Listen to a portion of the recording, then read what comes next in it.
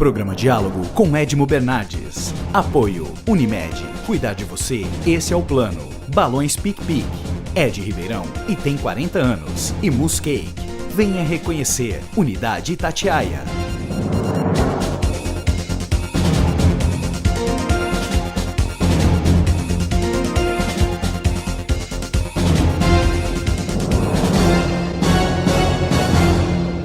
Olá, boa noite. No programa de hoje eu recebo engenheiro, administrador de empresas, economista, João Amoedo. Obrigado por estar aqui conosco, poder bater um papo com a gente. Obrigado, eu que agradeço. Tem algum prazer a mais nisso tudo aí que eu falei, não? Não. Só essa história de ser fundador de um partido que era um negócio meio esquisito há um tempo atrás, mas cada vez está ficando mais normal aí, dada a experiência que a gente está tendo no processo aí. Afundar um partido, João, significa que você resolveu deixar de reclamar, deixar de estar na lista dos batedores de tambores e resolveu agir. E aí? Acho que foi exatamente isso, a história de partir da indignação para a ação. E no primeiro momento a ideia nem era montar um partido.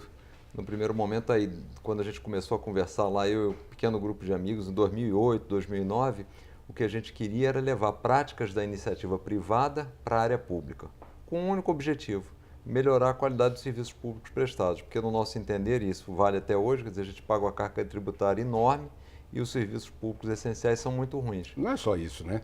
Isso é só o início. Não é só o serviço público, né? E aí, quando a gente se aproximou de alguns políticos, por intermédio de amigos em comuns, a conclusão foi: nós precisamos trazer novas lideranças para o mundo público. Isso lá, de novo, 2009, 2010. E aí chegamos à seguinte conclusão: bom, para essa renovação ser feita, tem que ser através de uma instituição, tem que ser através de um partido político. E para você engajar as pessoas que hoje muito reclamam, mas pouco participam, a melhor coisa é fazer um partido que comece do zero, com gente nova, inovando.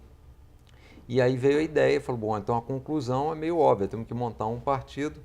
E nos lançamos nisso lá em 2010, no que parecia ser uma loucura, porque ninguém tinha, nenhum dessas pessoas do grupo tinha qualquer experiência na política. Pelo contrário, a gente fazia só o dever como cidadão de ir a cada 2 anos e votar. Eu, infelizmente, sou carioca, então, infelizmente, do ponto de vista de processo eleitoral, então a grande maioria das vezes votava no menos pior, não ficava nunca contente com quem eu estava votando. Continua até hoje. Continua até hoje, não foi diferente agora no processo de prefeito. E aí veio a ideia: bom, temos que fazer alguma coisa, o instrumento é o partido, que a gente precisa mudar esse modelo de Estado, melhorar a eficiência, diminuir a corrupção. E aí em 2010 dissemos: vamos colocar essa ideia de pé. Juntamos lá 200 amigos e conhecidos em 3 reuniões, falamos: olha, estamos pensando em fazer isso, não sabemos se vai dar certo, mas o nosso comprometimento é tentar fazer alguma coisa, melhorar a nossa cidadania, melhorar a gestão pública e fazer as coisas certas. Vocês estão dispostos a entrar conosco nesse projeto? Se vocês estiverem, a gente vai em frente. Mas você sabe o que me chama a atenção? A princípio, para começar, entre tantas coisas, o nome do partido. Lá em 2010, você colocar novo, eu sei o que você quer dizer com novo, e o telespectador sabe o que você quer dizer com novo. Mas de lá para cá, todo mundo está seguindo essa linha. Está todo mundo descaracterizando PMDB, PSDB, PPP, PPPO, POPUPU, e agora tem livres, não livres, podemos, não podemos. Agora virou uma linha interessante que vocês viram isso há 7 anos atrás. O nome é uma história engraçada, porque eu tinha um amigo que a gente fazia esporte junto, era publicitário, e eu pedi para ele nos ajudar, e ele veio com as 6 ou 7 sugestões de nome. E ao mesmo tempo, jantando em casa, minha filha menor na época tinha 16 anos, ela falou: pai, por que vocês não põem o nome de novo? Que novo me remete a carro novo, aquele cheirinho de carro novo. E aí, quando a gente trouxe os 6 nomes que ele sugeriu e esse nome novo, e fez uma enquete, éramos na época um grupo de 8 ou 9. Bateu em bêbado. Unânime, o Bateu novo. em bêbado. Então, fácil. Aí falou: bom, se esse é unânime, vamos sair com esse... E foi assim que surgiu a ideia do nome novo, né? Bom, enveredando pela política, o que é mais fácil, cuidar de um linfoma ou da política? Olha, a política é mais difícil. Né? É mais difícil. Os dois são desafiantes, quer dizer, claro que um tem uma característica bem diferente, porque um você está fazendo porque quer, que é a política, né? E o outro não tem muito jeito. Então, é um negócio... Você não quis, mas teve que atravessar. E você não sabe como é que termina. Mas, no fundo, são desafios que te preparam para a vida. Eu sempre fui muito movido por desafios. Em toda a minha carreira profissional, sempre que eu cheguei em um determinado momento em que estava alguma coisa estável, que estava tranquilo, eu não sei porquê, eu me motivava para um desempenho maior e deixava aquele estágio de lado. Então tem sido assim, e o partido não foi muito diferente. Agora, realmente, das experiências que eu tive de reestruturação de empresa, essa tem sido a mais difícil, porque é um ambiente bastante hostil, onde você lida basicamente com pessoas voluntárias, num cenário onde a política é muito mal vista. Desconfiança. Então, eu brinco o seguinte, quando você começa alguma coisa, uma empresa, você fala, não, eu estou começando do zero. Na política, eu acho que você não começa do zero, você começa do negativo. Mas é por isso que eu estou falando, ó, na medida que você tem uma atividade profissional, que você se dedicou à sua vida, daqui a pouco nós vamos falar disso, muito forte, inclusive, no sistema financeiro e no sistema bancário. Na medida que você fala, vou para a política, você já não pensa assim, bom, já me misturaram no meio de um saco com umas farinhas lá que não estão lá muito bem peneiradas. Na época, eu disse que a grande maioria das pessoas que eu tinha relacionamento tinham dois grupos, né? Os meus amigos que me conheciam e diziam assim, João, não vai se meter na política. E os que não conheciam, que diziam assim, bom, mais um querendo se aproveitar. Então, assim, o estímulo, de fato, para você ir é muito pequeno. Felizmente, isso mudou ao longo do tempo. A evolução do novo, o quadro nosso político, que hoje é bem diferente do que era em 2010, isso tudo mudou. Mas, então, está mais fácil hoje. Mas lá atrás era muito difícil, porque a visão é exatamente essa, de quem vai para a política é porque quer se aproveitar. O que é muito ruim, porque você acaba alijando, impedindo que as pessoas do bem venham, porque elas se sentem, são questionadas por estarem indo. Mas isso está mudando, a gente faz processo seletivo no novo para candidatos e as pessoas hoje, uma das perguntas que a gente tem feito para esses pré-candidatos é como é que foi a receptividade dos seus amigos e da sua família quando você disse que ia entrar num processo seletivo para ser político. E grande parte delas dizendo, olha, me apoiaram bastante, disseram que vão me ajudar, vão participar. Então, é aquela história da crise, né? A crise, como tudo na vida, tem um lado bom. E acho que o lado bom foi ter mostrado para as pessoas que essa crise toda aconteceu muito por a nossa ausência do mundo político. E está na hora de participar. A gente estava falando sobre a sua participação nas instituições financeiras. Você teve lá no BBA, teve no Itaú, Unibanco, conselhos, e executivo e uma série de coisas. Você acha que é possível, você falou em levar para a iniciativa pública aquilo que você gestou na privada? Eu acho que tem conceitos que são muito importantes e que infelizmente não estão presentes na área pública. O primeiro deles, os recursos são escassos. Todo mundo que trabalha na iniciativa privada parte desse pressuposto, que os recursos são escassos. Infelizmente, na área pública, a grande maioria dos políticos não pensa assim, porque quando os recursos acabam, eles aumentam os impostos. Então, assim, o primeiro conceito você trabalha com recursos escassos. Segundo conceito, justamente por trabalhar com recursos escassos, você tem que ter prioridades. Então, de novo, o Estado também deveria ter prioridades. O que é mais urgente para a população? Eu estar administrando empresa de petróleo, distribuindo carta ou cuidando da segurança e do ensino básico? Então, esses conceitos. Terceiro, você tem que prestar conta para o seu cliente, para o seu cidadão. É isso que a gente faz na iniciativa privada. No mundo público, as pessoas não fazem isso. Então, eu acho que essas ideias, essas premissas, fazem muita diferença se a gente for capaz de implantar isso no mundo público. E eu acho que não tem país que vai conseguir prosperar se não implantar esse tipo de coisa, quer dizer, esse tipo de princípios e essa rotina na vida pública, né? Eu vou chamar o nosso primeiro intervalo, daqui a pouquinho estamos de volta. Até já.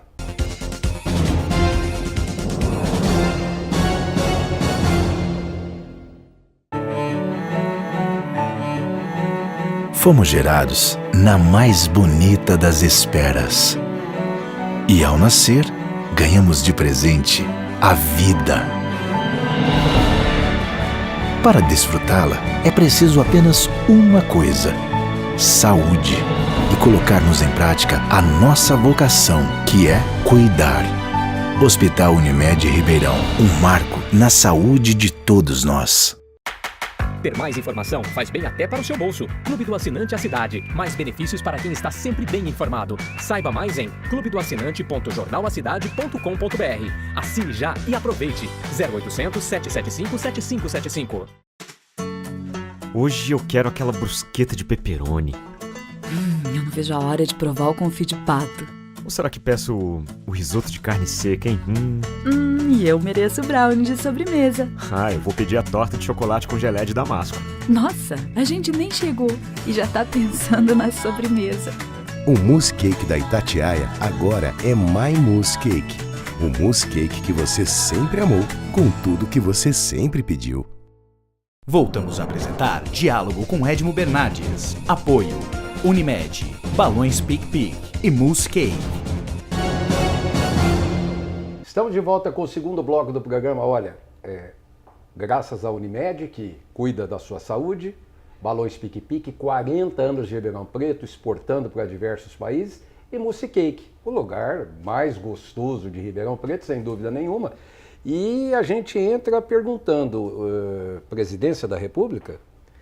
O Novo pretende ter um candidato à presidência, na verdade não é que pretende, terá, porque nós entendemos que o cenário está totalmente em aberto para 18, há uma procura de nomes novos, mas eu diria que não é só de nome novo, eu acho que é isso que está a grande diferença. O que as pessoas querem é uma atitude nova, uma postura nova, né? Então, no caso do Partido Novo, a gente tem muito essa característica. Então, não faria sentido, nessa falta de ideias, nessa ausência de um debate mais amplo, nós não termos um candidato. Não estranhem, marque esse rosto, não estranhem se o ano que vem vocês estiverem vendo como candidato à presidência da República. Mas assim, então eu me afastei do diretório do Novo, porque no Novo quem é membro dos diretórios não pode ser cargo eletivo. É uma forma importante de separar a gestão do partido da gestão pública, para que as pessoas que estão na gestão do partido possam fiscalizar, monitorar quem está representando o partido na área pública. Então eu me afastei em junho desse ano, justamente para ter a opção de eventualmente ser um candidato do Novo. Mas isso ainda está em conversas aí com o diretório, pode ser que isso venha a acontecer. Agora, você já se anunciou carioca, né? E não precisa, pelo sotaque, não precisa nem dessa informação. Mas e seu estado, hein, João? O que você me fala? Olha, o Rio tem um problema, ele tem uma sequência de governantes ruins, e aí não vamos nos enganar, né? Peraí, teve algum bom na história recente? Não, é uma sequência de governantes ruins aí, assim, ao longo de muitos anos, eu pelo menos não lembro. Mas assim, eu acho que isso é uma coisa que a gente não pode nos enganar. Eles estão lá porque foram colocados por nós. Então, foi o voto dos cariocas ou da turma do Rio que Mas colocou. é importante a gente cada vez mais falar para o telespectador que quer a mudança radical, a mudança drástica, a mudança fácil, que não existe isso na democracia. A mudança é de 2 em 2 anos e no voto. Exatamente. Não adianta ficar caçando bruxa. Não é verdade? É isso. Eu acho duas coisas, né? Não adianta caçar bruxa e não adianta procurar um salvador da pátria. Uhum. A gente tem que ser razoável de entender que não tem melhor gestor para a vida de cada um de nós do que nós mesmos. Então é isso que a gente acredita muito novo, quer dizer, um Estado inchado, intervencionista, tem um único objetivo, não é melhorar a vida do cidadão, é ao contrário, é na verdade dar ferramentas para quem está no poder se perpetuar. Então a ideia principal do Novo, e para a gente mudar essa dinâmica, é exatamente empoderar o cidadão. É ele que tem que tomar as decisões, ele que tem que participar do processo. Isso começa no processo eleitoral, votando de forma consciente, ele procurando as pessoas. Eu brinco, eu acho que assim, muito provavelmente a grande maioria das pessoas leva muito mais tempo para escolher qual modelo de celular que vai comprar do que para definir quem vai ser o seu governante pelos próximos 4 anos. Uhum. Então a gente precisa mudar essa dinâmica. Óbvio, precisamos ter outras opções, quer dizer, as pessoas precisam ter outras opções para poder fazer essa escolha, mas é muito importante nós assumirmos a responsabilidade sobre o que a gente quer. E a política não adianta a gente não gostar, porque ela é fundamental no direcionamento da nossa vida, né? Mas assim, a minha percepção, e por isso eu sou uma pessoa que estou otimista em relação a 2018, porque está havendo essa conscientização cada vez mais crescente da população, a vontade de participar, de se engajar. de determinar de fato os rumos da nação. Hoje a gente fala muito de executivo, né? O prefeito, o governador, o presidente da República. Mas nós esquecemos que dentro do sistema democrático brasileiro, o legislativo é fundamental. Seja ele nas proposituras, seja ele na fiscalização. Né? Ribeirão Preto teve, na última eleição, ou seja, o ano passado, uma renovação importante. Especialmente no que diz respeito a vereadores que estavam envolvidos numa operação aí da Polícia Federal, ok? A pergunta que eu te faço como cidadão e acho que o telespectador quer te fazer, esses mesmos aí de 20, 30 anos lá do Congresso Nacional, você acha que a população vai dizer não para eles? Olha, eu imagino que boa parte dessa turma venha a ser renovada. A população está muito consciente disso. Essa questão que você colocou é realmente fundamental, que o legislativo é uma casa muito importante para as mudanças que a gente precisa fazer no Brasil, né? De legislação, de modelo do Estado, isso inclusive é uma das prioridades do novo. Agora, é claro que quem está lá quer de alguma forma se perpetuar. E um bom exemplo que eu gosto de mencionar foi a reforma política recém-feita, onde um dos principais objetivos foi criar um fundo partidário de 1,7 bilhões de reais, basicamente para financiar a campanha dos que já estão lá, e com a distribuição dos recursos muito concentrada nos grandes partidos, coincidentemente os que estão mais envolvidos em denúncias de corrupção. Então, o sistema em si quer se proteger, quer eliminar a concorrência, quer diminuir a renovação, a chance de algo novo aparecer.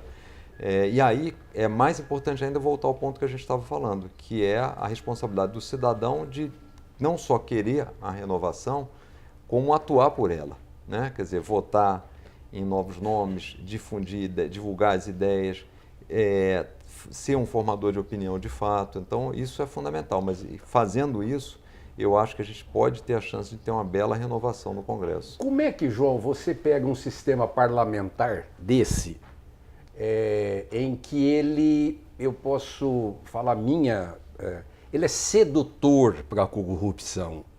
A forma como o deputado, o senador, ele chega lá, ele pode chegar super bem intencionado, mas parece que existe uma sedução para corromper o cara. Como é que faz? Precisa acabar. Emenda, coisas que facilitam para que isso aconteça. Eu acho assim, a primeira coisa que a gente tem que é a tal da sedução pelo poder, né? Eu acho que é uma série de fatores que explicam isso que você bem comentou. Primeiro, o tamanho do Estado. O Estado é muito grande, então ele tem muita dificuldade para criar e, consequentemente, muito favor para vender.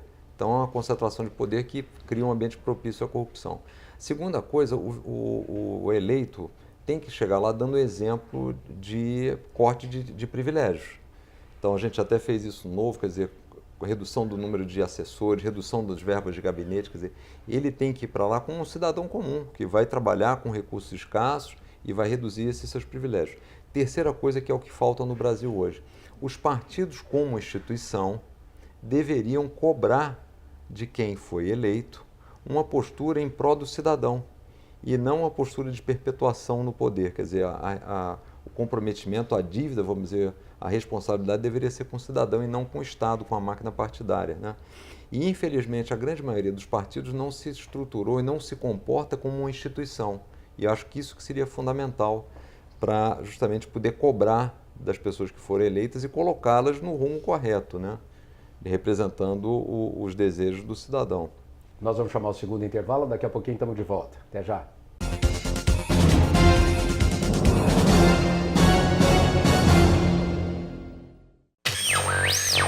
Em 1924, o desafio está no ar. Rádio Clube. Liderança total. Acho que hoje vou pedir o fettuccine de shiitake. Eu tô querendo aquele lombo de bacalhau. Ou então, o risoto milanês, com cordeiro ao molho de hortelã. E de sobremesa, taça merengue. Eu vou de taça mousse cake. Divide comigo? O mousse cake da Itatiaia agora é My Mousse Cake. O mousse cake que você sempre amou, com tudo que você sempre pediu. Ter mais informação faz bem até para o seu bolso. Clube do Assinante à Cidade. Mais benefícios para quem está sempre bem informado. Saiba mais em clubedoassinante.jornalacidade.com.br. Assine já e aproveite. 0800 775 7575. Voltamos a apresentar Diálogo com Edmo Bernardes. Apoio Unimed, Balões PicPic e Mousse Cake. Estamos de volta com o último bloco do programa, já falei para vocês, marquem aí, hein? Olha essa carinha aí, eu acho presidenciável, não sei, vamos ver aí, o tempo aí, o ano vai dizer isso pra gente, vai dizer, o tempo vai dizer. Bom, ô João, fala-se muito da corrupção, os números são alarmantes, né? Os números, a pergunta que eu te faço, você tem esse balanço, ou seja, existe várias instituições e entidades que têm um número de corrupção no país. Eu não sei nem como é que se calcula isso. Acho que tem vários cálculos, né? Até porque também são números que são estimados, estimativas, porque você não tem como saber. Eu não sei qual que é a metodologia para você chegar naquele número. Bom, a pergunta que eu te faço é assim, bom, nós estamos falando de trilhões de reais, não é bilhões. Num orçamento de um país desse, onde se você falar em trilhão, você está falando numa fatia muito grande do bolo. No mínimo em 20% do orçamento brasileiro. Mínimo. Se chegar na casa do trilhão, nós estamos falando em 20% do orçamento brasileiro. Porém, eu pergunto para você, se esse número é suficiente para cobrir o que nós não temos. Ou seja, se nós zerássemos a corrupção, esse dinheiro daria para dar saúde, para dar educação, para dar transporte, para dar infraestrutura, para tudo que falta nesse país? Eu acho que a corrupção, sem dúvida, é como você falou, que as estimativas são muito diversas, né? E ela é um grande problema. Agora, eu entendo que o problema maior, de fato, é a ineficiência na gestão pública. Ele é um custo ainda mais oneroso do que a corrupção, quer dizer, ou as obras que são feitas, o que é gasto justamente para se criar um ambiente propício à corrupção. Então, as duas coisas acabam se misturando. E o que a gente vê nos países que resolveram mais fortemente o problema da pobreza, criaram riqueza? Basicamente, liberdade econômica. E o Brasil, quando a gente olha os rankings de liberdade econômica, a tempo para abertura de empresas, a carga de impostos, o tempo necessário para se calcular os impostos, as dificuldades não só para abrir, mas para fechar empresas também, dificuldades de contratação, toda a legislação e a burocracia existente faz com que o Brasil seja um país muito difícil de se criar riqueza. Então, no meu entender, um ponto que a gente deveria estar atacando muito fortemente para melhorar a qualidade de vida de todos é, de fato, melhorar a liberdade econômica, quer dizer, o país facilitar a vida do empreendedor. E quando eu falo do empreendedor, não estou falando do grande empresário, não, porque esse justamente tem mais facilidade. Você quer ver eu voltar para casa? E por que nós não fazemos isso? Basicamente porque o Estado acaba se colocando numa situação de ficar com poder centralizado para vender favores. E quando quer fazer alguma coisa, o legislador não quer. É verdade. Porque ele não quer perder o poder. A boquinha dele. Não quer perder o poder. E como é que nós fazemos?